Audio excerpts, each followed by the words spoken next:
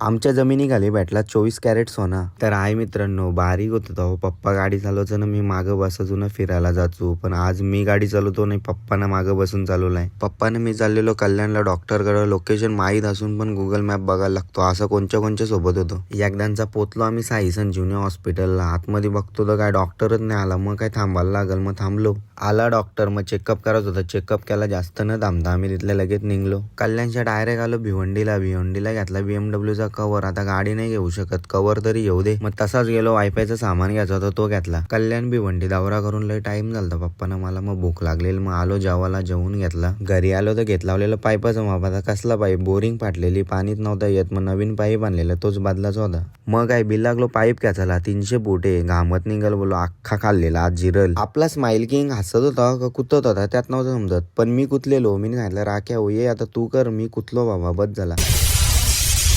मजा घ्यायला प्रेक्षक पण होतं. माझ्या तोंडाचा कलर ना हाताचा कलर सेमच झाला फायनली.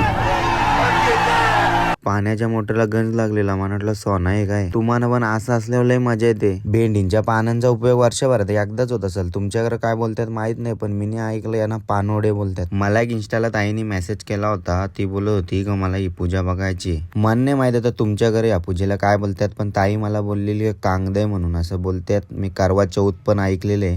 आपली परंपरा पहिल्यापासून आहे. मराठी भाषा आपल्या पहिल्यांदा कांगद्या म्हणून असं बोलतोय, म्हणून आजपर्यंत चालू आहे. आपण ठेवली, पुढे ठेवतील ते काय माहित नाही.